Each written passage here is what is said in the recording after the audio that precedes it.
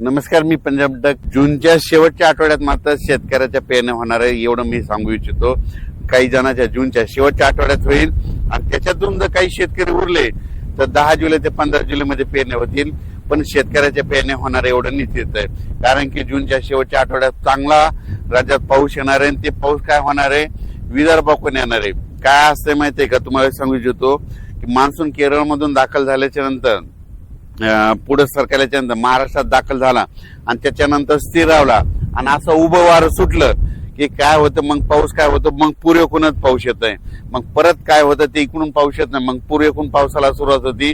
मग पूर्वेकडून म्हणजे कोणता येत आहे, विदर्भ इकडून तेलंगणाकडून, मग तिकडून पाऊस येणार आणि महाराष्ट्रातल्या परत शेतकऱ्याच्या पेरण्या लागणार. म्हणून हे अंदाज लक्षात द्या.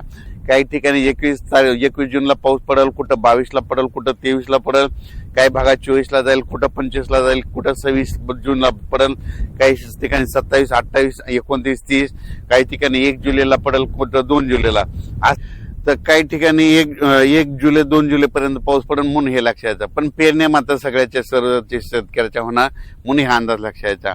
सर्वप्रथम विदर्भातल्या शेतकऱ्याला सांगू इच्छितो, तुमच्या विदर्भामध्ये काय होणार, पूर्व विदर्भ म्हणजे वर्धा, नागपूर, भंडारा, गोंदिया, चंद्रपूर, यवतमाळ, अमरावती ह्या पट्ट्यामध्ये काय होईल, जरा लवकर पाऊस येईल, तर तिकडे लवकर पेरण्या सुरू होतील. त्याच्यानंतर पश्चिम विदर्भ, त्याच्यानंतर पश्चिम विदर्भाकडे पाऊस येईल, त्याच्यानंतर मराठवाड्याकडे येईल, त्याच्यानंतर पश्चिम महाराष्ट्राकडे जाईल आणि त्याच्यानंतर उत्तर महाराष्ट्राकडे काय होईल, 23-24 जूनच्या नंतर मग तिकडे देखील चांगला पाऊस पडेल. 23 ते 30 मात्र उत्तर महाराष्ट्राकडे देखील चांगला पाऊस पडेल. मुंबईला देखील चांगला पाऊस पडणार आहे ह्या शेवटच्या आठवड्यात. म्हणून मुंबईकरांसाठी आनंदाची बातमी, मुंबईला तर मुसळधार पाऊस पडेल, पुण्याकडे देखील पडेल, कोकणात देखील पडणार आहे. मुंबईला काही ठिकाणी म्हणजे पहिलाच पाऊस असा पडेल की म्हणजे चांगला मुसळधार अतिवृष्टीसारखा मुंबईला देखील पाऊस पडेल. म्हणून हे देखील मुंबईकरांना अंदाज लक्षात यायचा.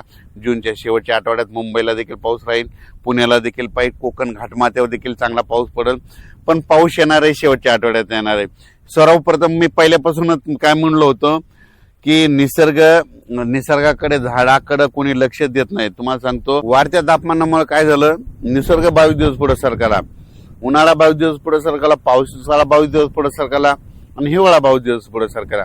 दरवर्षी 7 जूनला पाऊस येतो ना, मग त्या 7 जून मध्ये 22 मिसळला ना, मग किती व्हायले, दरवर्षी 25, 26, 27, 28 जूनला महाराष्ट्रात पेरण्या लागतील. म्हणून हे वर्षानुवर्ष हे निसर्ग 22 दिवस पुढे सरकले असल्यामुळं हे भविष्यामध्ये असंच राहणार. म्हणून या पुढे म्हणतो, निसर्गावर प्रेम का, झाडं लावा. कारण की काय झालं, या वाढत्या तापमानामुळे सगळ्या गोष्टीला ह्या घडत आहेत.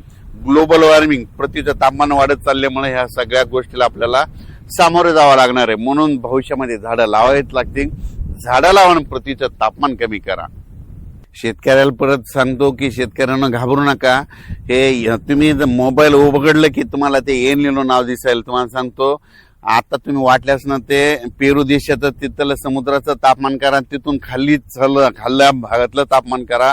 खाल्ल्या भागामध्ये थंडी आणि वरती देखील एवढं काही एल निनो वगैरे काही नाही. तुम्हाला गोष्टी घडत आहेत आणि तुम्हाला सांगतो, पाऊस नाही पडायला लागलं की ते एल निनो लावतात. आता याच्यानंतर तुम्ही बघा, 20 तारखेच्या नंतर हे सगळं एल निनो पाऊस सुरू झाला की एल निनो हे सगळं बंद करून टाकतात, की म्हणतात एल निनो हे झाला असं म्हणतात.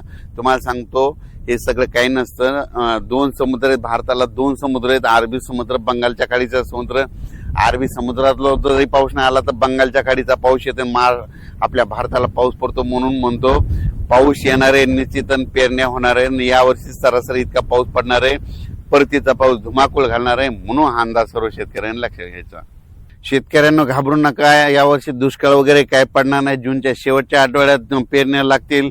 त्याच्यातून उरले तर 10 जुलै ते 15 जुलै मध्ये सगळ्यांच्या पेरण्या होणार आहे. म्हणून शेतकऱ्यांना घाबरून जाण्याचं कारण नाही. आपण आपलं फक्त तयारीला लावा. जमिनीमध्ये पाऊस पडल्याच्या नंतर चांगली ईदभर ओल गेल्याच्या नंतर पेरणीचा निर्णय घ्या. नसता मग 4 बोट 6 बोटवर पेरणी करू नका. पण पाऊस येणार आहे एवढं निश्चित आहे. दुष्काळ वगैरे काही पडणार नाही. घाबरून जाण्याचं काही कारण नाही. धन्यवाद.